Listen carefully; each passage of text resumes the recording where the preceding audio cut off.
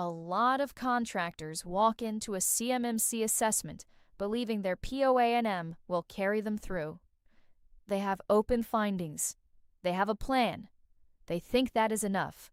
It is not. There are gaps that will end your assessment before it even starts, and no POA&M in the world changes that. Knowing which side of that line each of your findings sits on is one of the most consequential decisions in your entire CMMC preparation. This is the CMMC Advisor. This video is for IT managers, security managers, compliance leads, and consultants who are actively preparing for a CMMC Level 2 assessment. The question we are answering: which gaps can legally live on a plan of action in Milestones, what most people call a POA&M, at the time of assessment, and which gaps must be fully remediated before an assessor ever walks through your door? This distinction is not a judgment call. There are actual rules. We are going to work through them precisely. First, let us establish what a POA&M actually is in the CMMC context. Under CMMC Level 2, a POA&M is a formal, structured document that records security gaps, controls you have not yet fully implemented, along with your planned milestones for closing them. The framework that governs this is NIST Special Publication 800-171. Every CMMC Level 2 practice maps directly to a NIST 800-171 requirement. When a C3PAO, a certified third-party assessment organization, conducts your assessment, they are not only evaluating whether controls are implemented, they are evaluating whether your POA&M is valid under the CMMC assessment process rules.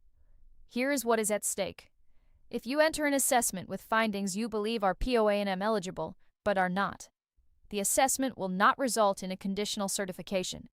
It will result in a failed assessment. That means time lost, money spent, and your contract eligibility still at risk. On the other side, if you over-remediate out of fear, spending months closing findings that could have been legitimately deferred, you may be delaying contract performance unnecessarily. The POA&M rules are a business lever. You need to understand them precisely to use them correctly. Let us get into the mechanics. Under the CMMC assessment process, a contractor can receive a conditional Level 2 certification if they have a limited number of open findings at the time of assessment, provided those findings meet specific criteria. The current framework allows POA&M items under these conditions. First, the finding must not be for a practice deemed critical or highest weighted by the assessment criteria. Second, the overall SPRS score, that is, the Supplier Performance Risk System score, must meet a minimum threshold even with the open items counted against it. Third, the POA&M must have defined milestones and a realistic closure timeline, typically 180 days. Now here's the critical layer that most contractors underweight. Not all 110 NIST 800-171 controls carry equal weight in the POA&M eligibility calculation. The CMMC program has identified certain practices as non-deferrable. These are practices where an open finding categorically prevents certification, conditional or otherwise. While the official list should always be verified against current CMMC accreditation body guidance, the general principle is this: controls that protect the fundamental integrity of the assessment itself, controls around access control at the boundary level, multi-factor authentication for privileged access, and incident reporting capabilities tend to be treated as must-close items. From a NIST 800-171 family perspective, pay particular attention to the access control family, that is 3.1, the identification and authentication family, 3.5, and the incident response family, 3.6. Controls in these families are frequently cited as having the highest likelihood of being non-deferrable. The SPRS score is the other mechanical gate. Your SPRS score runs from -203 to 110. A perfect implementation scores 110. Every unimplemented control reduces that score based on assigned point values.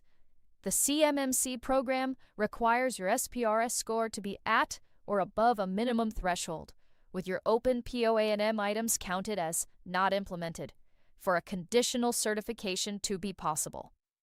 This means you need to model your SPRS score before your assessment, not after. If your score with open items falls below the threshold, adding more findings to the POA&M is not an option. You must close items until the score clears the floor.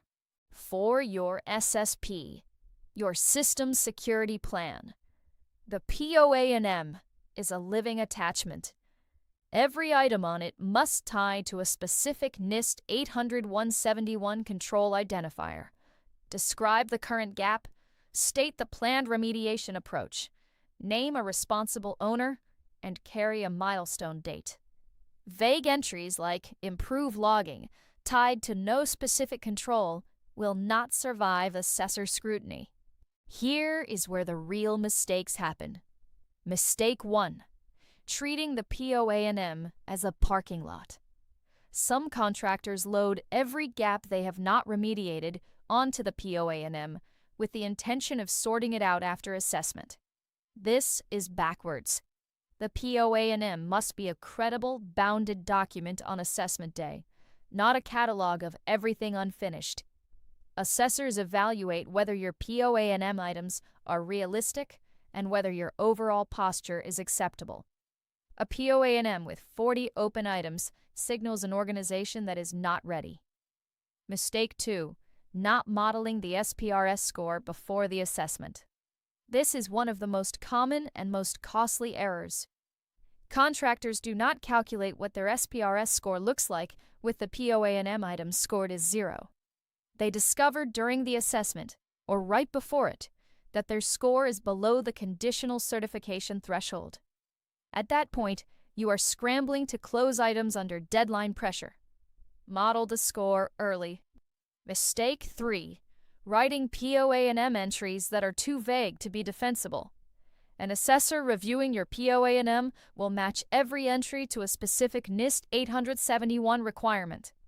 If the entry does not map cleanly, if the remediation approach is not technically coherent, or if the milestone date is clearly aspirational rather than planned, that entry is a liability, not an asset.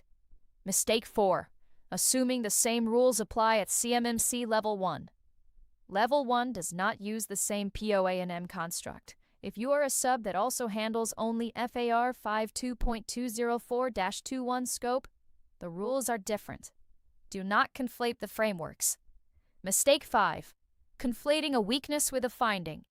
Not every vulnerability or configuration gap is automatically a POA&M item.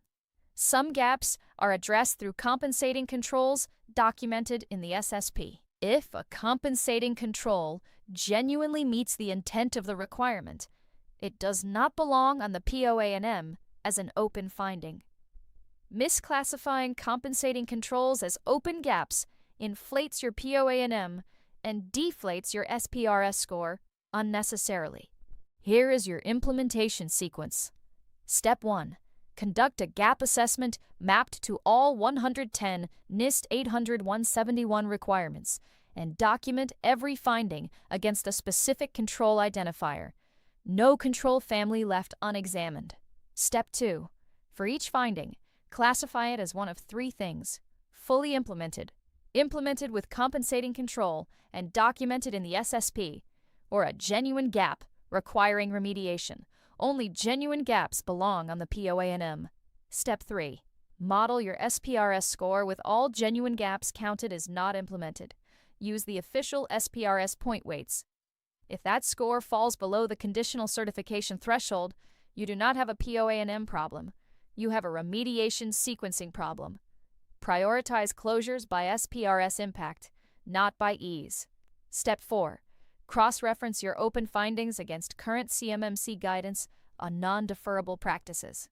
Verify this against the CMMC accreditation body's published assessment process documentation, not secondhand summaries. Any finding that maps to a non-deferrable practice must be on your remediation roadmap before assessment day, not on your POA&M. Step 5. Build each POA&M entry to assessor standards. Every entry needs the specific NIST 800-171 control number, a clear description of the gap, a technically coherent remediation plan, a named responsible party, a realistic milestone date, and current status. If you cannot write a coherent remediation plan for an item, that is a signal you do not yet understand the gap fully enough to close it. Step 6. Schedule a pre-assessment internal review of the POA&M specifically, not the SSP, the POA&M. Walk every entry as if you are an assessor. Ask whether each item is defensible, whether the score math works, and whether the timeline is credible. The POA&M is a legitimate and important tool in CMMC compliance, but it operates within strict rules, and mistaking it for a general-purpose deferral mechanism is one of the fastest ways to walk into an assessment unprepared. Know your non-deferrable practices. Model your SPRS score before you commit to a POA&M strategy. Write entries that will survive assessor scrutiny. If you want the CMMC Level 2 POA&M eligibility reference card, a control-by-control guide on what can be deferred versus what must be closed before assessment, drop POA&M in the comments and we will send it your way. The link is also in the description. Either way works. POA&M in the comments. One important note: CMMC requirements evolve. The specific thresholds, non-deferrable practice lists, and assessment process rules should always be verified against current official guidance from the Department of Defense and the CMMC accreditation body. That is what gets you through an assessment.